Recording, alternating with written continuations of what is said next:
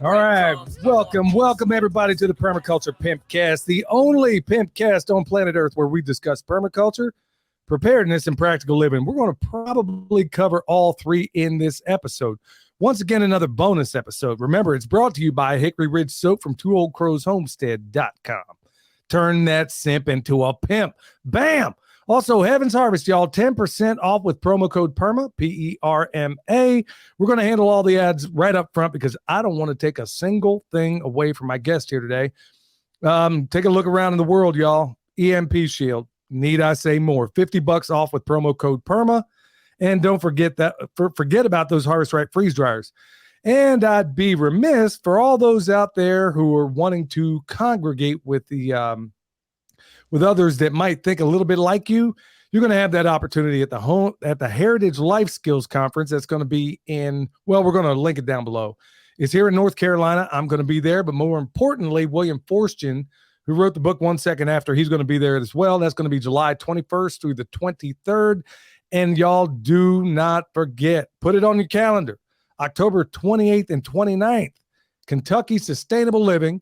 You're going to want to go there because there's going to be a lot of cool stuff. My man Darren from Hacks from the Homesteader, he's going to be processing the pig. I'm going to be his assistant. And in addition to that, y'all, there's going to be a fundraiser for Vets for Child Rescue. And the tickets for that is going to be, it's going to be a pretty good meal. Tickets for that are going to be $250. Almost all of it, minus what it takes to feed you folks, is going to go to nab all those nasty, unbelievable, filthy, need to be tossed into a wood chipper pedophiles. And that's what they're going to be raising money for. So keep that in mind. All right, y'all, without further ado, I want to go into a guest that I've been corresponding with for, I think, a while now. And for a while there was in the podcast game himself. And saw a little bit about his background and thought, okay, I got to get him on the show. For a bunch of reasons, but we'll cover that while we're here. Eli, my man, how you doing? I don't know if people want to know your last name, but if you want to deliver it, go right ahead and tell them. Yeah, Eli's fine. I'm doing well. How are you doing, Billy? I'm good. It's great to finally put a name to a face because, as many of you know, I've corresponded with some of you and know a little bit about your story. We're going to get more of you on here. It's not just going to be the guests out there that everybody's heard of. Just like the last few, you're going to meet people here that are doing extraordinary things or have made extraordinary choices in their lives that might help a lot of you on the fence to figure out, you know what, I think I can do it too. So without further ado, Eli, why don't you give every good superhero story has a good origin. So why don't you tell us about yours? Well, Billy, I grew up in Northern California. My family sang with sports. So started running track when I was 4, got into football and basketball as well. And growing up where I did, I thought sports was the way to success. So did that in high school, ran track, played football in high school, went on to a local college for football where I suffered an injury, ended up doing a few different jobs, personal training and working in parks and recreation. And eventually I joined the Air Force where I became an aircraft mechanic and worked as an honor guardsman as well for a couple of years. And then I eventually joined the local sheriff's department. And I did that for 7 years. It was a good time. Definitely at that point, I was 28 when I started that portion of my life. And it felt good till 2020 when it became very apparent that instead of working for the community that I thought I was signed up to work for, I was more so working for the politicians. Dealt with some riot stuff there in California and basically had orders not to help the people like the mom and pop shops that needed help, and instead was told to protect those entities, buildings that were protected by the politicians. And so then it was 2019, so just before 2020, in December, had my daughter. So with that, all the things that were happening within law enforcement in 2020, as I said, and then with having my daughter, definitely decided that wasn't the place to raise a family. So me and my wife left the rest of our extended family there and moved to Idaho. And we recently just moved into an even smaller town in Idaho. At first, we were in a town with about 55,000. Now we're in a town with 4,000. And so we got started. We got 12 chickens at this point, producing our own eggs. Started a bakery, just kind of baking from home, doing that kind of stuff. And just overall, just trying to learn from people like you, Billy, and your son, your family. Just kind of be self-sustaining, because me and my wife see a lot of the problems going on in the world, and the powers that shouldn't be. And at first I thought we could talk our way out of it, tell people, explain to people what's going on. But the more we did that, you realize it just doesn't work that way. People have to go down that path themselves and be open to it, to learning. And so now I just realized, yeah, it's just about self-sustainability. So we're trying to become as self-sustaining as possible. My goal is to start getting our meals to where we produce 100% of it, or at least 90% of it, to where we can self-sustain. Started off just prepping, kind of buying the foods and stuff for storage. And now I realize it's about longevity. As my wife says, it's a lifestyle change. It's not something we could just go out, buy the food and sit back and watch the world burn while we enjoy our planning ahead. It's just completely trying to limit our dependency on the system so that we're providing for ourselves. I want to back you up a little bit, and particularly back to your law enforcement days. Now, many of the people that are listening to this PIMPcast right now, and a number of others, seem to think that these issues extend almost entirely from a national level. Well, one of the things that I learned, and I knew, but I had to have it reinforced basically with my correspondence with you, and it was just a giant Eureka moment for me, is that the same things that are happening on a national level, we tend to forget are happening on a local level. Because when you told me that you were witnessing literally getting orders, because it's still correct me if I'm wrong, but even in a law enforcement capacity, you're still working under a hierarchy. Somebody's giving orders and you have to follow them generally or exclusively. What I got from you is something, it had a mental reset for me, in that I'm like, holy cow, man, this stuff is happening at the most local levels. Can you go into a little bit more about that? I want to get into your whole story because it's extraordinary, but let's start right there and tell us, because most of us think that these things happen exclusively by the FBI or the marshals or whatever. Here you are, a local law enforcement guy, and you're seeing it there. I mean, was this a gradual thing? Did you see it coming? Did it start off great and then get bad? Why don't you give us a little history on that? Yeah, so basically local law enforcement has been federalized through the funding mechanisms. So with grants from the state, from the federal government, essentially local law enforcement no longer is completely dependent on your local tax dollars. It's dependent on federal and state funding. And with that comes basically stipulations in which they have to adhere to certain things at federal and state level that aren't necessarily in the interest of local government or the local community.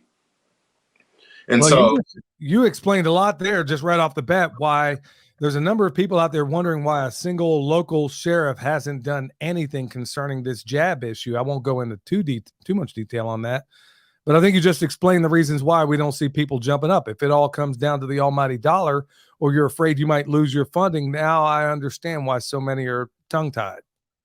yeah, exactly. So if you see your local law enforcement with things like unmarked vehicles, or they suddenly have another unit, a motor unit, doing traffic tickets and whatnot. If you actually look at their budget, more often than not, that wasn't in their budget based off of what they're provided by the local jurisdiction. That's additional funding that they're getting with these grants and things. And also that's what invites certain personnel into law enforcement, is all the toys and whatnot they can get. So though your local law enforcement is trying to recruit personnel, and even that is basically federal and state funded. That's not necessarily because they need it, it's because it's out there. So they're getting that funding. And so whether or not you want it, there's going to be additional police and sheriff's deputies out there because they have a means of finding the funding for it. I see. Well, I guess, if they see themselves getting something like free money, I guess they're not fully considering the strings that are going to be attached to that, because now all of a sudden you got yourself addicted to this funding, and now what are you going to do without it? So I think this is where we see a lot of compromises in law enforcement. And until now, until you said that, I never really put two and two together. So let me ask you, so you are working in law enforcement. Clearly you got into it to protect and serve. And why don't you go into a little more detail concerning, you saw them protecting essentially the interest. Do I understand you right when you say you saw orders being given for you to protect the interests of the political establishment or the people that were greasing the palms of these politicians? Yeah, exactly. So for starters, to get into like that federal funding as well, like the unit I belonged to was a community oriented unit. And so we were had about half our unit was federally funded. And then additionally, we got other grants and whatnot. I was paid for a month about to stay at home, and I thought that was ridiculous in 2020. Here we are getting this funding and whatnot. But why were we able to do that? Well, because the funding stipulated that basically we do that. And specifically, I was working with the youth, in which I thought this is the time we should be reaching out to these kids who are in these different situations at home and whatnot, living in 200 square foot apartments with, 5 siblings. Instead, we were told, no, stay at home. And in fact, don't do any programs. Don't go reach out to them. So that was part of it as well. And then in California, where you had politicians who were doing the kneeling and whatnot in front of the cameras. So the way it works with jurisdictions, I worked for the sheriff's department. We were called into the city for assistance. So that comes basically from the city and then the state level. And those were 2 politicians, the governor and the mayor, who in front of the camera were doing the kneeling and saying all this stuff is okay to do. But behind the scenes, they called us in for reinforcement. And I was getting paid probably like double overtime, essentially, to get in my riot gear. And then it was where I was at in the Capitol. There was an arena and the surrounding kind of nice area around that.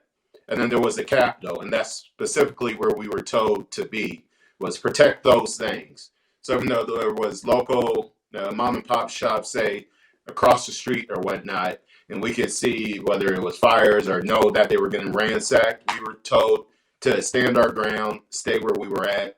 And to be honest, it was like a picnic. It was a bunch of young kids running around in skinny jeans, looking for something to do, and the mom and pop shops were the easy targets because we were the ones protecting the more wealthy areas. Eli, let me jump back in a little bit. We're having more of that same technical difficulty on your end. I'm going to monologue for a moment here and just kind of give my thoughts. If you want to go ahead on your end and try to fix whatever that is, because at this point, honestly, I've interviewed a lot of people in my career, y'all, and I've never, ever, ever, it seems like every single time we get into this topic, all of a sudden we seem to have technical difficulties where his voice is being drowned out. We thought it was one thing, and then it was another, and then another, and another. Yeah, if you come from that school of thought where I do, where these things just don't happen all the time by accident. Like I said, I've interviewed a lot of people, or I'm on a phone call with somebody else, whether it's Aaron T. Scott or a number of others, where we constantly get our transmissions jumbled with, gargled with, whatever the case may be. I've never had this kind of difficulty, and I think it has entirely to do with the topic we're on. So we're going to go right back to Eli and do another sound test here. Test. Is that better or worse? Sound great. Okay. Now all of a sudden, so here we are back to square one. But you know what? I don't care if we got to do this thing with smoke signals, bro. We're going to get this done. So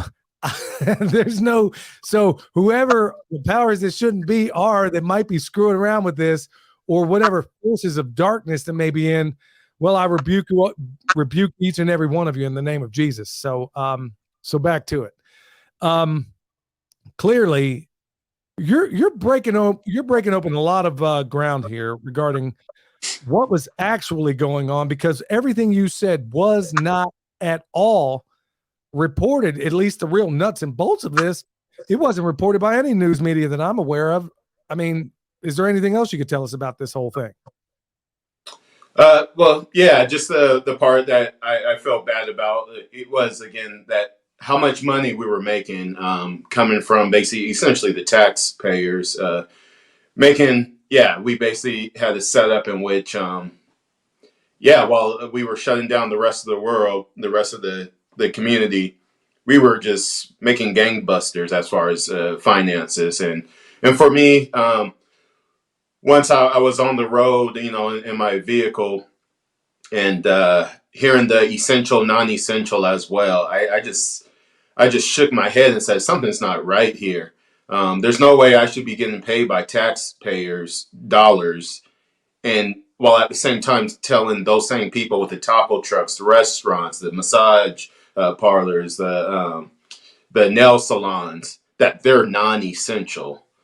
And so that too was a wake up call, with me making so much money off of this thing while telling other people to stay in their homes.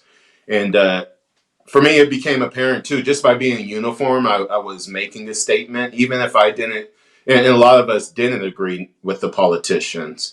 But I remember several times where just by walking by someone in uniform, I see them put their mask on all of a sudden, and then a couple occasions where they told me it was because they saw me. And I just thought that's just not right. So I just felt like I was representing those unlawful orders simply by showing up in uniform, and I didn't enjoy that aspect either. Man, you are such a joy to talk to, because what you just said there, as far as unlawful orders, that was exactly the words I was going to use. But I can't help but think that also, it's amazing how money can make so many people compromise their ethics. So if they're paying, do you think maybe that the other officers might have compromised their ethics simply because they were paying double overtime? Absolutely, and not in a way necessarily. I don't think necessarily the conscious decision, but to get into perhaps a little hearsay. But basically, I worked also in a unit with the California Highway Patrol, who's connected to, basically, that's who protects, say, the governor, for example. He has his own team of California Highway Patrol. So basically, I found out, like, that guy was going to ski every weekend, basically, during that whole time shutting down all of California. Well, you're saying And the Governor Newsom, in addition to being caught at the French Laundry, which is one of the most swankiest restaurants on the planet, when he was telling everybody to mask up, you're telling me this clown got on the first thing smoking, heading over to go skiing? yeah, in Nevada, in Lake Tahoe, basically, was his place where he liked going. And if you think about that, even with some of the agenda they got going on with the green stuff, trying to take away gasoline and whatnot. But basically, it'd be like 9 SUVs to take him and his family every weekend to go skiing.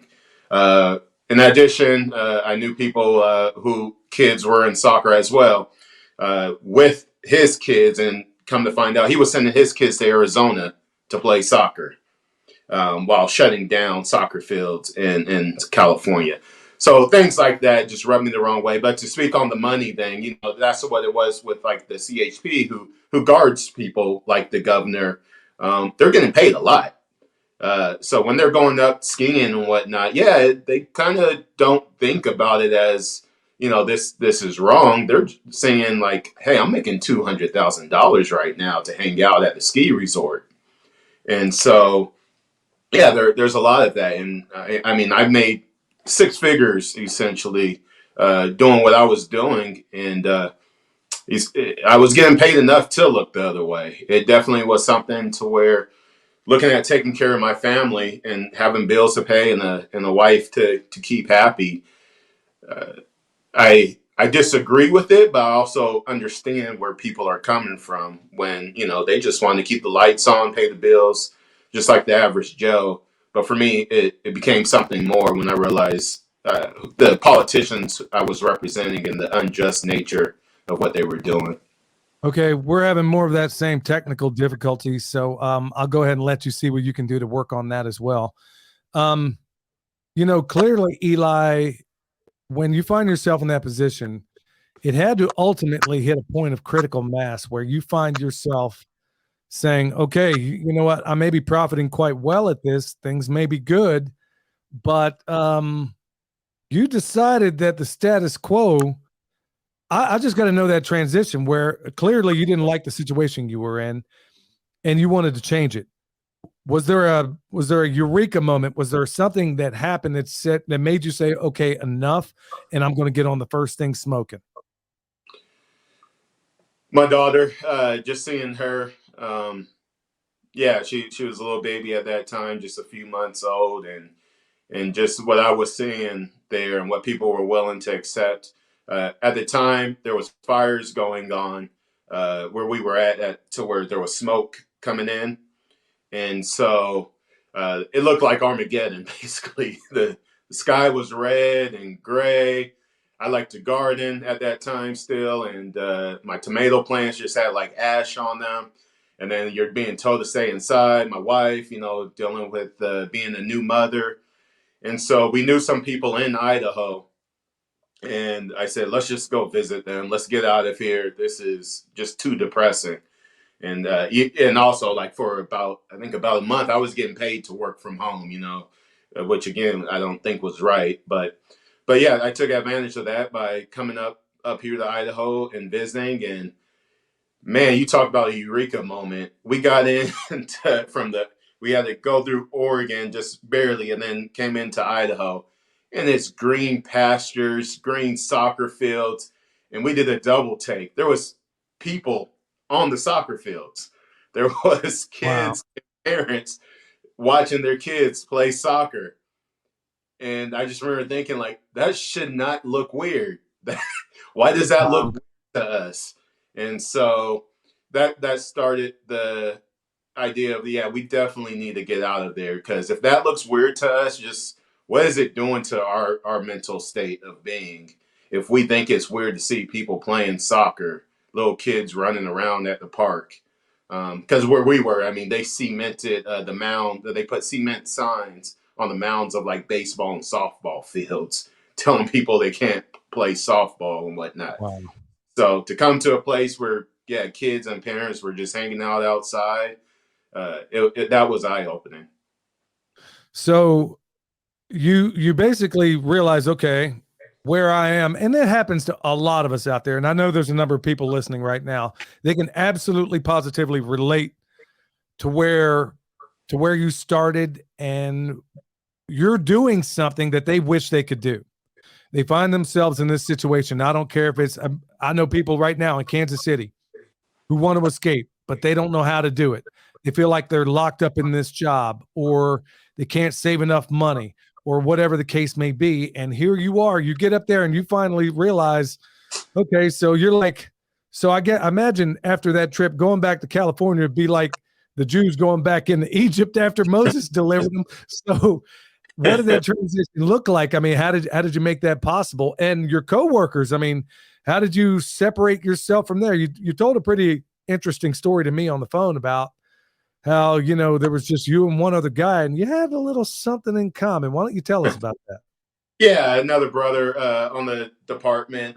He actually was smart. He started his process, I think, the year prior, to where they had already bought the land. And they saw problems earlier on just with the issues in California. But yeah, it was me and another brother, another black gentleman, who we were both leaving. I had told some coworkers, hey, I'm looking to move to Idaho. And then I found out this other guy who I was in the academy at the same time with, he was as well. So I've been up there to visit him. But basically, yeah, it was funny in law enforcement, at least within my department. A lot of people knew about Idaho, and everyone talked about, oh, that's where I want to retire. That's where I want to go. Oh, I have family there. And then it was funny. I got a couple of calls when I moved here from people in the department who were just asking that question: how'd you do it? And it was funny because I always thought, I know what you make because I know what I made. Right. So I'm not sure. How do you not do it? Because at the time, basically what I did with the amount of money I was making, that was fortunate. I essentially was able to purchase the house here, prior to moving. And it was baby steps, because at first, to convince my wife, I said, hey, if nothing else, it's a rental property, possibly. And then as things got worse, my wife said, okay, yeah, we could just go ahead and move. So yeah, I was able to basically maintain 2 mortgages at once. And like I said, that was fortunate. And then so eventually sold that house in California. And as I said, we moved to a smaller town. We then sold the house that we initially had here, because we wanted our own well, our own septic, and wanted to start living more of that kind of lifestyle of providing for ourselves. But yeah, it was interesting. Yeah, a lot of law enforcement, they're aware of wanting freedom, and they don't necessarily side with all the politics in California, but yeah, they're getting paid to do that job. And so I think, against some of their own dreams and aspirations, they continue down that path. Because like for me, I would say for those aspiring to do it, it's start planning now. It's never too late. And then also just be smart financially. I and my wife never liked a lot of nice things. My first big purchase when I joined law enforcement and got that check was paying. I think I paid $4,000 for a Honda Accord stick shift. I like the way you roll. Definitely. Hey, one more time, we're going to have to. It looks like we're going to be in this cat and mouse thing of interference and stuff like that. So I won't go into great detail, but he basically has to fix it. It seems every few moments. As you've been down this journey, okay, so you finally got to Idaho. Now, I mean, okay, I got to believe that is a drastic, a qualitative difference from going where you were, being totally accustomed to the weather in California, to where you are in Idaho. Tell me how you make that transition. Well, the good far outweighs the negative. I mean, that just tells you how bad California was, really. I'm in the high desert now. It's drier, so actually the heat is better as far as 90 degrees doesn't feel as hot as it does when it's higher humidity. So that part was kind of welcoming. Not as great for growing stuff, I suppose, but yeah, as far as feeling, that's good. And then just overall environment. Just talking about California, me and my wife were just talking about this last night. In terms of racially as well, it's just in California, you can't go a day without it coming up. It's someone trying to pat themselves on the back for their quote diversity or whatnot, and it's just something you're always aware of. Here in Idaho, I mean, you get a shake of the hand, and it's, what do you do for a living, and like, what's your family situation? How many kids do you have? And even when they ask what you do for a living, it's not in California where it was an ego thing. It was, right. Let me see if if my label is better than yours. No, here it's genuine. If you say I work in plumbing, they'll say, oh, I need a plumber. Or I know someone who's hiring for a plumber. It's that kind of interest that they have. They aren't trying to one up you. They aren't trying to see if you're in the same industry to see if they could get something out of you. No, it's genuinely, how are you providing for your family, essentially, and how is your family doing? They shake your hand. I remember one of the first stops I made here was going to the gun store, because that was to get into that just a little bit. That was another Eureka moment in California. I went to one of my older sisters wanted me to take her out shooting at the shooting range. And so I said, okay, no problem. I got my military ID, and I'm local law enforcement. Found out I hadn't paid attention, but the local laws, I went to get some 9mm ammo, and they were talking about I need a star ID card and all this stuff. And if I didn't have that, I needed to fill out this background.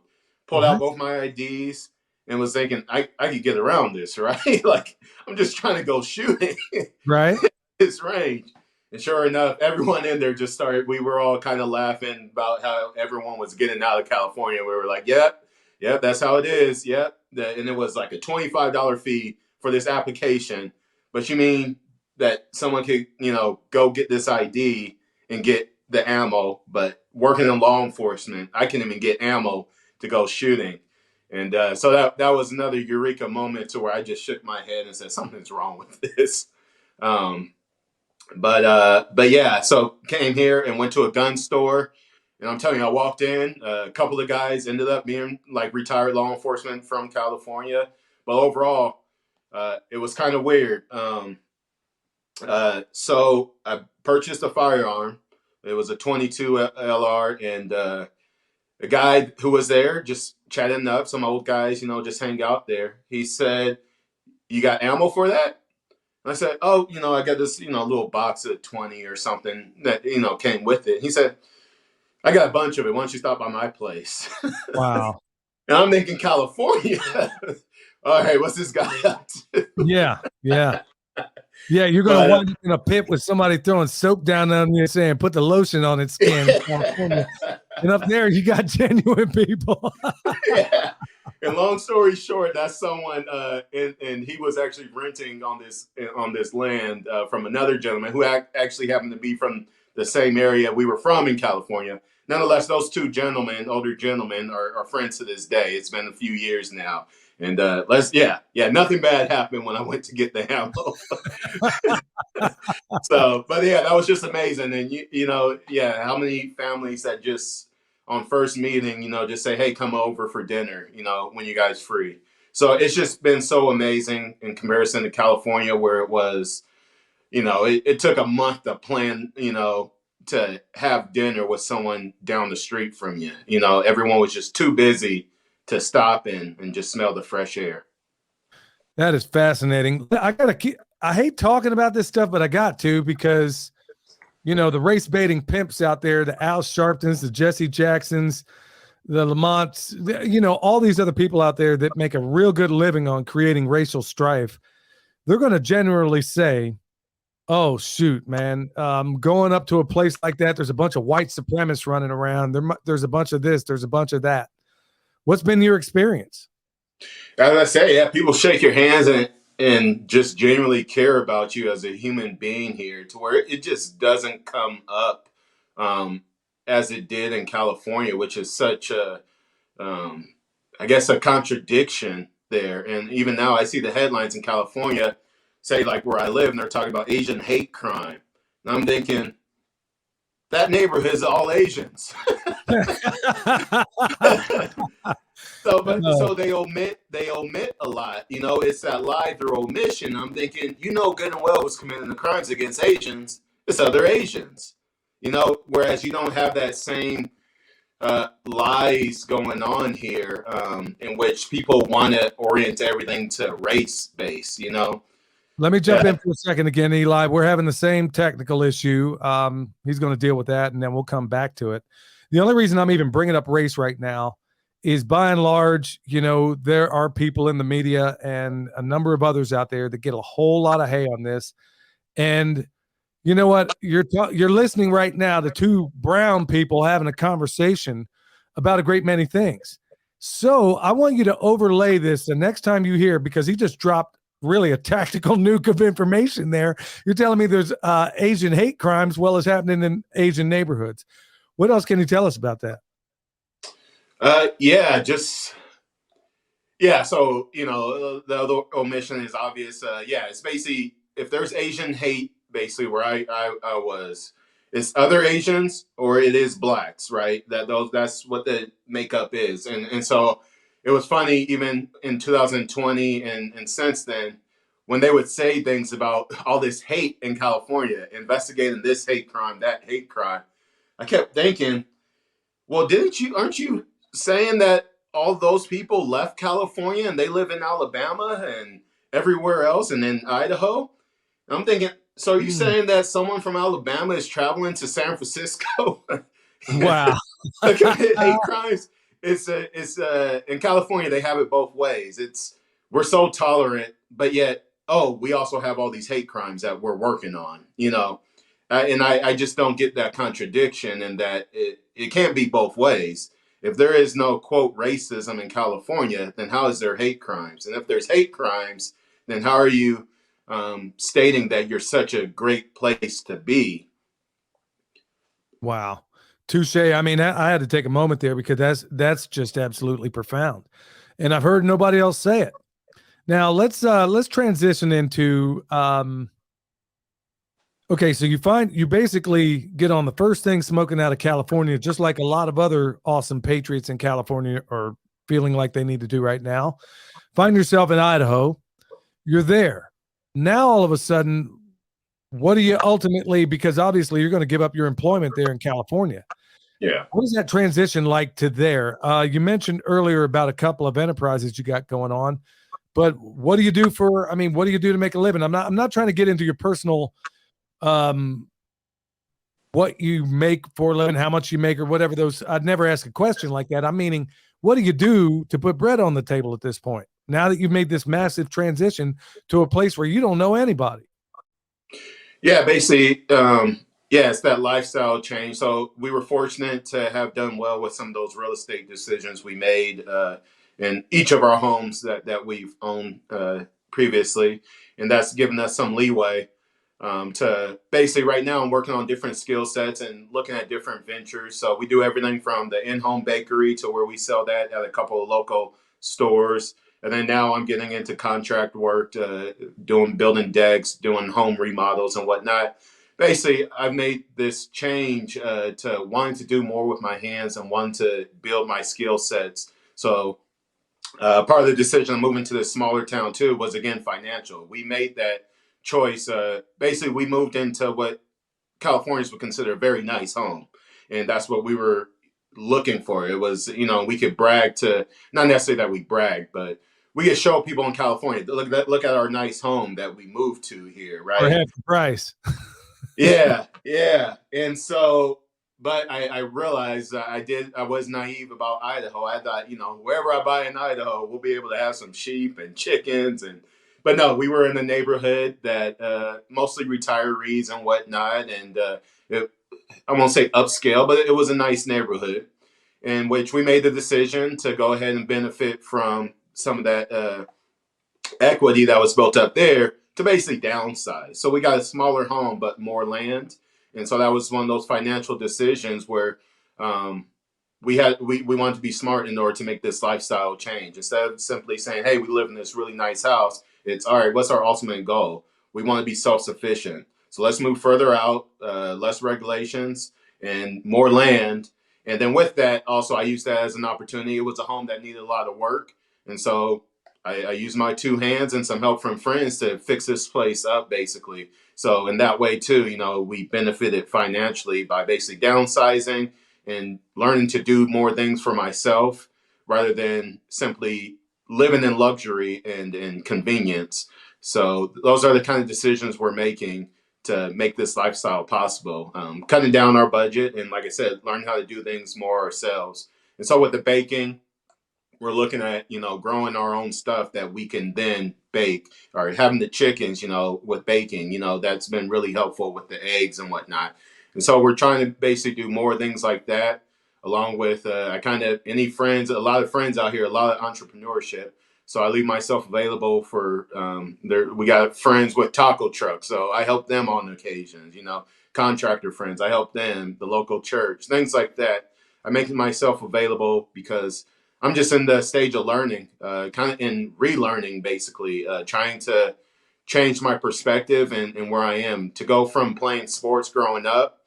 And I realized, that's a very short stint of my life in which now I'm playing catch up, trying to figure out the things that actually matter. Because no one's asking me if I could catch a ball still. No one's asking how high I could jump or how fast I could run. They could hand me a hammer, though, and ask me, hey, can you put that nail in through the 2x4? And so I'm trying to learn more of those skill sets to really start living life instead of just being a bystander, thinking that I need to live the dream of being an athlete or whatnot. That doesn't really work out for as many as it seemed as it did when I was a child. Right on cue, Eli. Here goes the technical difficulty again. So I'll leave you to that. Wow, it seems like you're off and running in so many different places, and like so many others, myself included, where we've done that numerous times, going from place to place, finding a piece of property that needed work, go permaculture, pimp it out, and then move on to the next one until we finally hit where we are right now. And, notwithstanding some calamity, this is where we intend to stay. So you're up there, you're gaining these skills. I got to ask, before I get into the next question, I gotta wonder, considering your background in law enforcement, have you considered that as a career where you are, or are you just pretty much done with it? Based off of my views, it's something. I think I got a year left of my certification, to where if I got to provide for my family and I have to, it's there in the back pocket. But ultimately, number one, where I was law enforcement there because I grew up there. And I have a thing where I think law enforcement should have a vested interest in the community they're policing, basically. And so I definitely did not want to come here and show up from another town, another state completely, and be handed a gun and a badge and be told that, I have the right to enforce laws against the community in which I haven't established myself. So initially, that response alone makes you an extraordinary man. I kid you not. But I didn't mean to take you off your point, but I couldn't help it. Most people do not think that way, Eli. They don't. We saw it all over Texas, where they would take law enforcement from one jurisdiction and on the weekends put them in another place, because where we were in Texas, there was a for-profit prison industry and it's rather thriving. So they would take these people out of the communities where they normally police and then put them in a place where they don't police. And then they take people to jail, like my son, for having a dirty license plate, even though we live on a dirt road. So, I commend you just in terms of having that understanding that, hey, okay, I'm not really part of this community yet. I don't necessarily feel like I ought to be policing it yet. And maybe if I do go into that, then maybe that's an option, like you said. I think that's extraordinary on your side. Thank you. And to speak on law enforcement, that's also one of the big problems. I would say I would say it's in the ballpark. No less than 50% of the department I worked for lived outside of our own jurisdiction, which was a large jurisdiction. And again, not to fault them, they're looking to provide a safe, environment for their families and whatnot. But again, I think there's a issue there. If you can't even live within the jurisdiction, it's just a given. You don't have a vested interest. Right. So like when I worked in the county jail, for example, I came across people I grew up with, right? In comparison, and I viewed it as just like it's man to man. I'm going to talk to you just like as if we were in a dark alley. I'm not going to be a punk, but also I'm not going to degrade you because I know I got my backup right here and we could fight. But I definitely could see the difference in the law enforcement that say wasn't from the area or didn't live in the area. They would use every opportunity to lecture these inmates and to just talk down to them and whatnot, knowing they were about to go, 20 miles away to go sleep at night. And I think there's something about living in the community and having somewhat of that risk. I'm not saying people have to necessarily put their families at risk, but something about knowing like you can bump into this person at the grocery store after they serve their time or whatever. There's something about that that's going to change the way you enforce the law, and hopefully in a good way in which you hope that they become productive members of society again, rather than viewing them as someone you never have to deal with again. I can't speak for anybody else, Eli, but I'm telling you what, if everybody else in law enforcement, particularly at the leadership levels, if they had that same mindset that you have right now, I think we'd be looking at a very different state of affairs. Now that let me just kind of go back. I didn't mean to take you off your point, but you're an extraordinary person and you're doing a lot of extraordinary things, and you're doing things that most people can only dream of. Where you grew up in this place, this is largely what you know, notwithstanding your experience away at college and the Air Force. And then you find yourself back here, you're realizing, okay, this ain't working out. This is not the life I want to lead. And I'm going to do what most people would consider the most unbelievably uncomfortable thing in the world to do. And you know what? Your wife is to be commended too, because usually when this happens, believe me, there is such a thing as a permaculture divorce. I've seen it numerous times. And it is highly unlikely when both people are entrenched in a certain area for both of them to say, I've had enough. Let's get out of here. And then being to actually making the move. I got to ask, I mean, your daughter's small, so I won't ask on that accord. Not to get into too much of your personal business, but does she enjoy the transition? How has this been for you largely? I mean, has this been a largely positive thing for her or y'all as a family, or are there things that you're struggling with still? Yeah, I would say early on, definitely. There was a thing of trying to see eye to eye with it, but California in that way was a gift that kept giving. The longer we stayed, the more reason my wife had to start questioning a lot of things.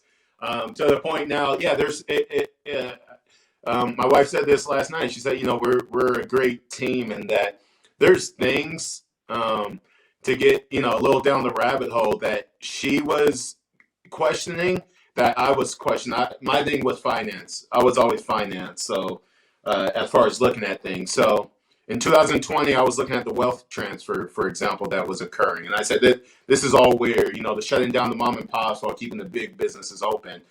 My wife would come up with stuff like, did you know 9/11 was an inside job? Oh man. Okay.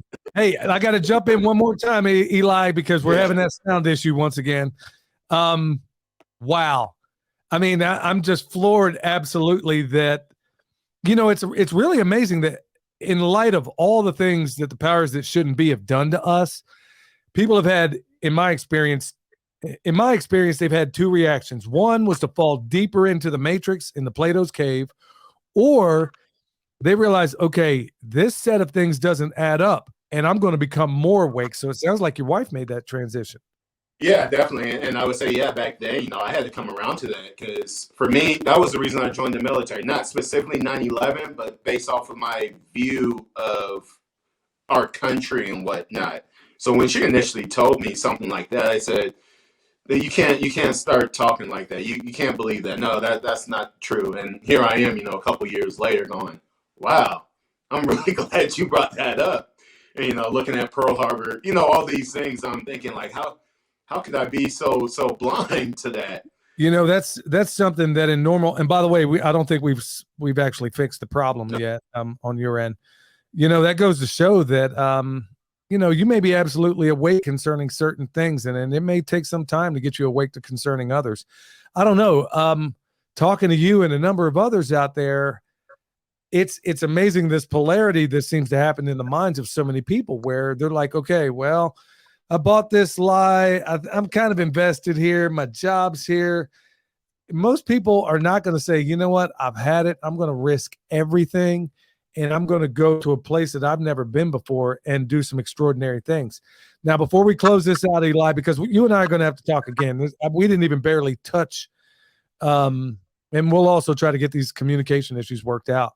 But I know everybody's going to want to know, myself included, what's in the future for you? Where do you see yourself? I mean, you told us where you are right now, but do you have any long-term plans that you would like to share with everybody? As I said, I think this is the way we fight back as far as self-sustainability. So right now with some of these entrepreneurs out here, business owners who have all these numerous skills and whatnot, trying to put together that now, work with all of our friends to put something that's consistent. A lot of homeschoolers out here and whatnot. So something consistent with basically traditional living, keep showing children and families just basic stuff, So I just learned just a few weeks ago how to butcher chicken, and I'm thinking, hey, this is something, a friend came and taught me. We know friends who could do everything from build fences to build homes. I think we need to get together, and that could be kind of the pathway that we develop to help others become awake. Because there's probably some people listening now, or if anyone else were to hear this and they hear, oh, 9/11 was an inside job, they're not looking to hear you out and explain. But maybe they are interested in learning how to butcher a chicken or to have chickens to produce eggs. They aren't down that rabbit hole. But I think, yeah, so it's important. So right now, yeah, we're trying to work with those friends to develop, basically a schooling in which people can learn those lessons, whether it's, how to raise chickens, how to build fences, how to, work this in construction, how to butcher different animals, so that we open up that door for people to learn those skills. And I think if they do that, if people learn those skills, they're more likely to question, why the eggs look different at the grocery store, why the meat looks different, why this tastes different, or why did they ever pay for something? That's how cheap it is to do that myself, and that could get them start examining the system basically from the inside out to make those changes in their lives and to start seeing things that you and I may see, but they might not. So that's really ultimately where I'm headed now, is trying to develop that and to get other people on board to join our team basically, so that we will be victorious in the end. With the benefit of hindsight, I got to ask this question, and then I want you to tell everybody where they can go to contact you if you want anybody, because he may very well be in an undisclosed location for reason of security. So we'll get to that in a minute. But I got to ask, because I always, whenever somebody does something as drastic with their lives as you have, I always ask, usually in private circumstances, if you had the benefit of hindsight to be able to go back and tell the Eli that before you made this move, with all you understand right now, what advice would you have given that person before you made the move to where you are right now? Is there any advice you would have given that person that would help make that transition, is what I'm getting at? Yeah, definitely. I would say get out of the city. The cities are the problems. Even again, from financially, right? I have friends now who, I'm looking for a place here and there. And then I say, oh, where? And they're saying places like Dallas, places like Austin, or any major city, Phoenix. And I'm just thinking, you realize you're going to overpay and get less. So I would say that I would tell my younger self that is the rural areas is where you're going to get the deals. And ultimately, I've accepted, having land is really what the value is. And so I would tell myself that, and to invest in that a lot sooner, because it is being out here. When I first got here, I did work for a title company, which is in the real estate industry, and the prices I saw that houses had been going for, I kicked myself. I think, man, because there was a couple people I knew who were going to Idaho and whatnot, and I'm just thinking, I could have bought a $50,000 house that's worth $300,000 right now in some very small town. I'm thinking, I got a half acre right now, and we're happy, and it's I think you and your son talk about it. I view it as practice. Having this relatively small area, we have all that we need that when we get more land to use. But I would have told my younger self to get that land in a rural area, both financially and just overall well-being wise. It's the best investment. So anyone out there looking for land or to move and get out of a place like California, do not go to another big city and think you're escaping something, because it's here too. You go to the major cities here, Boise is mini California. Why? Because people who left California and wanted more California, but cheaper. Yeah, we saw the same exact thing. It's funny because before we made the move to North Carolina, we were living in Texas, and it was astonishing how many people were in the Dallas area. And I was up near Sherman, which is, about an hour away north of Dallas. How many of those people came from California, but like you said, brought California with them? They weren't the patriot-minded people like yourself that were like realizing, oh, good night, man. These are all the things. I hate the high taxes. I hate the traffic. I hate all this. And then every single bit of the mindset that destroyed California, they brought with them to these other places. So that's certainly not a way to go about things. Eli, I'm not sure if you're willing to do this, but I mean, is there any place that you would like to promote, or a place where they could find you? I'll put that in your hands right now. I'm not sure what you want to say or what you don't. Well, yeah. So we're in the Magic Valley. So that's southern Idaho. Twin Falls is a major city in the area. So if you're ever in Twin Falls in the Magic Valley, MS Cafe, that's one place where we have some of our baked goods. It's a Bosnian restaurant there in Twin, really good. So stop by there and support them. And then Collective Studio is also here in the Magic Valley. So if you're in this area of Idaho, they basically, her store has a number of local vendors and whatnot, everything from deodorant to tea to clothes. everything locally made, basically. A lot of people with local skills that they sell there. Like we don't buy bars of soap from the store anymore. We buy them until we learn how to make them. We buy them from places like that, local people who just make soaps. And Collective Studio is one place. So I would say, yeah, Emma's Cafe and Collective Studio here in the Magic Valley. And then also Provider Farms. If you're in the area, they're all organic, all their cows and everything. That's where you can get whole milk and all dairy products and meat products and know that they're free from any of the jabs and whatnot.